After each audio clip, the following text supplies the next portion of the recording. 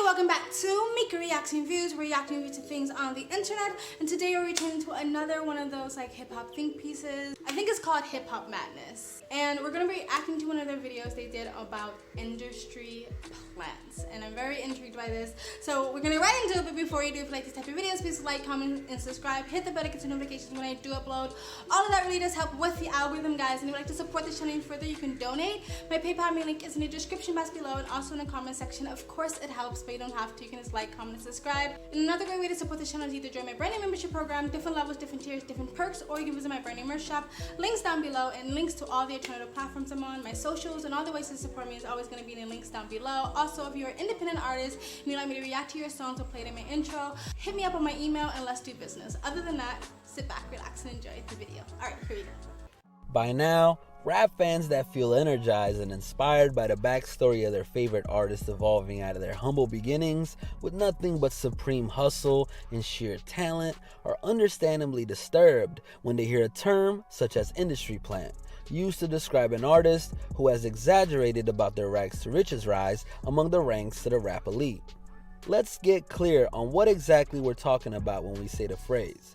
An industry plant is an artist who has a record label or power player backing their movement but represent themselves publicly as an entity that organically created their own buzz in the entertainment industry. Being called out as an industry plant is definitely not flattering, because who wants to be revealed as a liar who got a leg up over their competition based on secretly being signed to a record label already while pretending to be on the individual indie grind? Now, it is understood that an industry plant is actually deceiving their audience in order to bank on their sympathy for someone struggling to succeed without any privileges or cheat codes. And the question arises, how can you spot an industry plant? And is your favorite rapper been an artificial industry plant instead of authentic with homegrown roots? Rapper Russ, the rapper who became famous for writing, producing, mixing, and recording his own songs week after week, has been accused of really being an industry plant all along. But he has been quick to defend his independence. I'm 103% independent, literally no one but me doing everything. I just like to create. I get to do whatever I want when I want. I think I would have to answer to people that I wouldn't want to. I couldn't be happier about having a cult following, honestly, because it's real people. So many artists don't have real people that actually with them. I'm gonna be here for a long time because I'm not an industry plant. I'm a real human with other real humans that with me all over the world. The Chicago tastemaker and Fake Shore Drive founder Andrew Barber feels that once streaming began as the preferred way of consuming music, it gave way for the industry plants to sprout out all over the field of music. Andrew Barber explains how industry plants are now able to pop up out of nowhere. Some artists could come from absolutely nothing one week. You've never even heard of them. 10 days after you first heard their name, their songs are charting, and they're the talk of social media. The ability to spot an industry plant can come from having their name mean absolutely nothing to anyone today and have it be launched into music charting positions and listed beside gigantic stars the same week. Canadian YouTuber named John, who runs a channel under the moniker Progress, defines an industry plant as being a young musician who gets snatched up by a record label before even having a solidified identity or any commitment to artistic integrity. Okay, stopping it there. There's a lot being said. I don't know was it Ross Wu, the first artist that they mentioned that was accused of being an industry plant? He said he was not. If you guys would like me to react to him, let me know. I don't know who he is. I never heard of him. So if he is an industry plant, they didn't do a very good job. I'm not saying he does. He said he has a cult following, so I'm not saying he's not popular or talented. But if you guys know who that is, let me know in the comment section. Also, I like the part where he said like they snatch up these young artists before they even have any music integrity. The word integrity, you know what I mean? That's important. And to me, this basically means like integrity is one thing, but the other part of it makes me feel like until they actually have their own style of who they are as an artist and commit to that, all right? Like commit to their own authenticity or genuineness when it comes to themselves as artists. They just snatch them up so they can create the brand or the image they want their artist to be, so they can create their sound instead of the artist developing that on their own. But anyway, let's get back into it. Speaking of industry plant style situations, Trippie Redd's mixtape A Love Letter to You featured Nany Goth. and who signed to Republic, a label formed within the Universal Music Group family. Come to find out, she had no other Baby Goth music at the time, but had once released songs briefly under the stage name Bria Bueno. But to make the story weirder, Bria Bueno wasn't a rapper. She was pushing herself as a pop singer going it alone, even using Indiegogo for crowdfunding. What conclusion did Progress come to on his Baby Goth Bria Bueno character? Progress figured that her label Republic remixed her with a new image, sound, and genre. It also must have made waves for Baby Goth, who seemingly tried to get in front of this controversy with a quick response interview on No Jumper podcast with Adam22. In fact, Adam22 himself has been accused of using his influence as a platform for pushing instant plants. His opinion on his Everything You Ever Wanted to Know About Industry Plants video is he has many relationships with rappers, and that it has never been uncommon for record labels to use their resources to make money off of artists. Adam22 stated, "This is a new thing, that we expect artists to get hot on their own, because that wasn't even possible until like 10 years ago. And now what's happened, to be honest, is that the labels have gotten so much smarter that now the labels are able to sort of manipulate the system. And they are so in tune with what's going on online that they can find somebody really early on, which is kind of what happened with Baby Goth and Jumix. The labels can find them when they are putting stuff online, before the fans can find them. And labels can find them and sort of like bring them in, work on their sound, work on their visual aesthetic, where they are going and everything, and then they can sort of release that content to the public once they feel that it is ready." Stopping it there. Okay, so this is not nothing necessarily wrong with a artist switching genres. There's artists that are talented in multiple genres, and so they might start off as one genre and be like, okay, this isn't working for me, or now my artistic intuition is telling me to go this direction.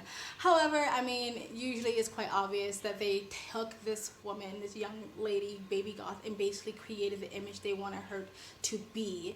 And it's true, like, at some point, there won't be a lot of platforms unless we somehow decentralize social media platforms or something like that. But even though that would eventually be infiltrated, but like Spotify and SoundCloud and YouTube and all these other platforms that was meant for independent artists and the little guy to be able to create a brand for themselves and be able to, be independent. All of these places are going to get infiltrated by the industries, right? By the music labels, by the music industries, by Hollywood. You see now actors and comedians, Will Smiths and stuff like that, getting on YouTube. They're going to infiltrate it, but they're going to do it in a sneaky way to make you think that this person is just independent and they're indie and they did it all of their own, but the entire time they have a giant team or a label backing them up. They have an investment. They do have a foot in the door. And it's just kind of sad because it's like, you just can't have anything, right? They're always going to figure out, like, if once they see something popular, they're going to go, like, how can we get a piece of that pie, right? It's almost like, and maybe this seems like a completely different thing, but like weed, right? Like weed or marijuana is becoming more legalized in more states, and eventually I do believe it's going to be federally legalized. But by then, Big Pharma will have their grips on it, right? And so it's not going to be like these small little farmers anymore. It's going to be the big man, the big industry actually taking advantage of something that we as a community like pushed for or pushed to have. So it's just almost like that freedom you feel like you get is like an illusion, right? Anyway, let's get back into it. Another sign that there is an industry plant in your midst is often when there are way too many copycats of popular trends. How many brightly dyed hair, light-skinned rappers are seemingly trying to be the next Lil Pump? Kid Buu and Skinny from the Nine both fit that profile, and to make matters worse, they have both been accused of being industry plants. Not every artist is honest about their background, especially if they are selling an image that they never lived. Therefore, getting caught in lies about their origin can be a clear red flag that they're an industry plant. Take the many different forms of fact-checking that have discredited Kid Buu. The biggest fib is that he's a clone. Maybe he was shocked that people actually believed it, but Kid Buu admits himself that everything he does is strategically planned to promote his brand and his music, even after the flat-out voice robotic "I'm a clone" DJ Vlad interview in 2018. So they showed a few people there. They showed Billie Eilish, they showed Iggy Azalea, and a few others that I can't remember at the moment. I definitely correct me if I'm wrong, I thought Billie Eilish had celebrity parents, so I thought that's how she got her foot in the door of the industry. But she's definitely one of those artists that blew up out of nowhere. It's like I was on the Billie Eilish train for a while. Like when she first came out with Bad Guy and all those songs, Crown, I was like, oh my god, who is this person? I love her sound, because her sound does sound a bit indie, right? And then once I saw her like everywhere, I was like, okay, I get it. I know what's going on, because like no one blows up that quickly and is that accepted and received by the mainstream stage that way, unless they have a big team behind them. Iggy Azalea also is claimed to be an industry plant, because Iggy Azalea was making music before she became Iggy Azalea, and she was not making music that she makes now that sounds very urban. And so a lot of people have accused her of either being an industry plant or a culture vulture or a grifter or whatever. I'm not sure about Iggy Azalea, but definitely I feel like Billie Eilish is a hardcore industry plant. I still like her music, but it's like when I see the scheme behind the person, it just turns me off. You know what I mean? As much as I'm like, her music is still fine, it's just like, ugh, whatever. It's the same thing how I feel about Zendaya. Like, I get it, Zendaya is gorgeous and she's a talented actress, but she wouldn't be Zendaya without the Disney train behind her, without the team behind her, and without being as beautiful as fuck. So it's like it's like you can't even go on Instagram explore page without seeing like a bazillion Zendaya posts. So I kind of feel like she's just being shoved and pushed so freaking hard. But yeah, that's just how I feel about that. But anyway, let's continue. Anthony Fantano from the Needle Drop had a very interesting and understandable take on the industry plant controversy, even on how it specifically applies to teenage singer and songwriter Billie Eilish.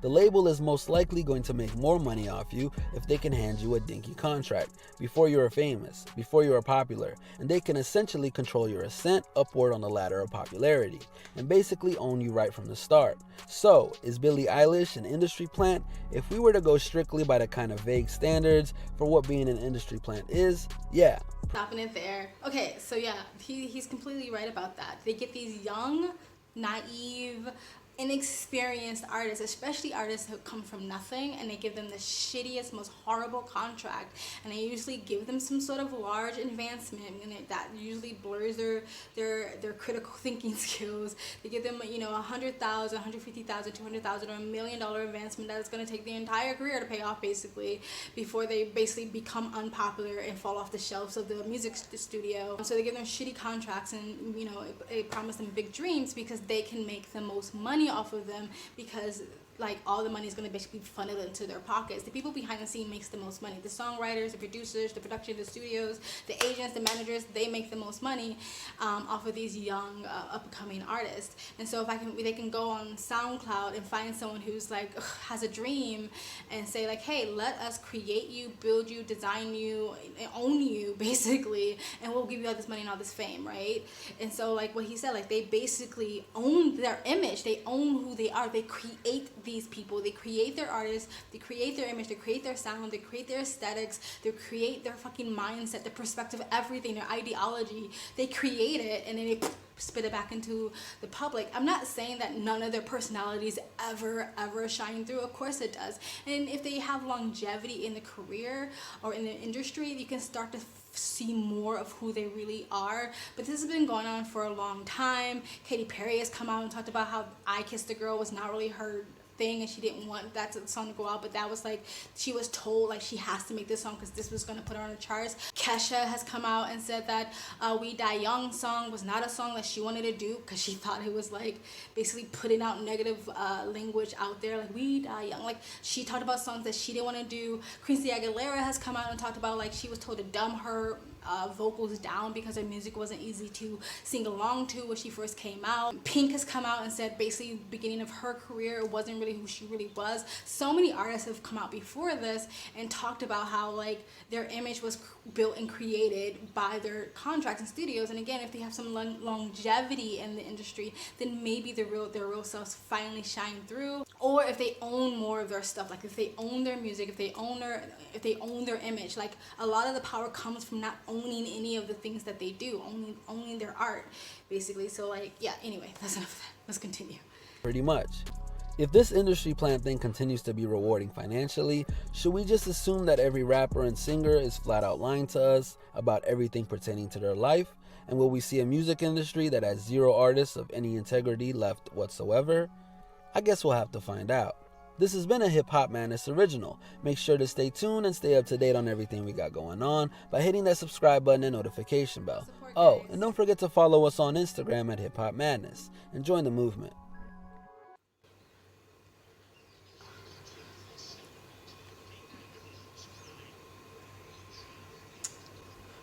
Alright, that's it guys. That was the Hip Hop Madness deep dive on industry plans, and I definitely agree. I think at some point everyone's going to be manufactured. It's funny because like you have K-pop. K-pop is extremely popular, and I'm not really a K-pop fan, I get it, but I'm just not there.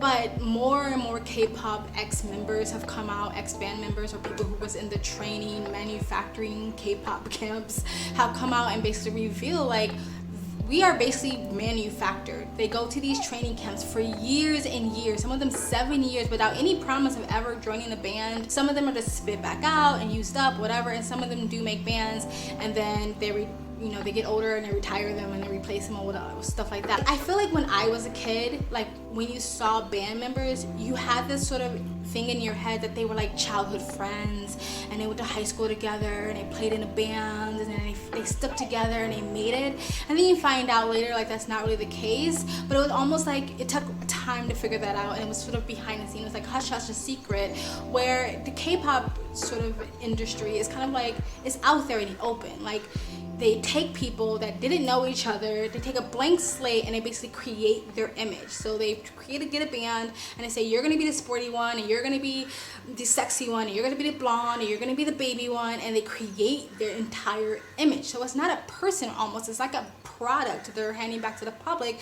And this is kind of well known at this point, and it doesn't seem like it's really taking away the popularity of K-pop. Like people still are just as crazy about K-pop, even if they kind of realize that it's not really authentic, it is just a product that you're being handed. And so I almost feel like they're kind of like grooming the next generations to just sort of be okay with this. Like who cares if it's not real? Who care if my favorite rapper or pop singer is more just like a costume than a person? As long as it's new and shiny and poppy, I don't really give a shit, right? So I feel like it's gonna be like just a normal thing, and in like 60, 80 years, our K-pop stars or our rappers or our influencers are gonna just be like avatars in the metaverse, and no one's gonna care that anything's fake anymore, which just sucks, you know what I mean? I'm not a singer, and that's not my art. Like I write, I do photography, I edit, I dance and stuff like that, but grew up around a lot of artists. I'm surrounded by artists now, like tons of musicians and singers and stuff like that. And so I do like really hold dear the integrity of art.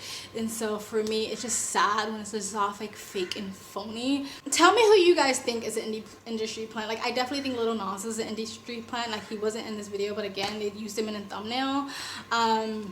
Because like he came out of nowhere with Country Road and now he's like mega famous. I kind of feel like his star is already dimming, but that's usually what happens. I feel like with a lot of these really bubblegum pop industry plants, they kind of blow up and then it kind of dim out, and that's why I don't really have a lot of like tears for his backstory and stuff like that. Like maybe yeah, like he came out of the closet and people were in approval of him, but I don't really think that was his driving force to become like rich and famous. I think he just wanted to be rich and famous, and he's using his backstory as sympathy points, and I think that was just like that was given to him. Like he was created, he was a brand, he's a product. Anyway guys, tell me who else you think is an industry plant in the comment section below.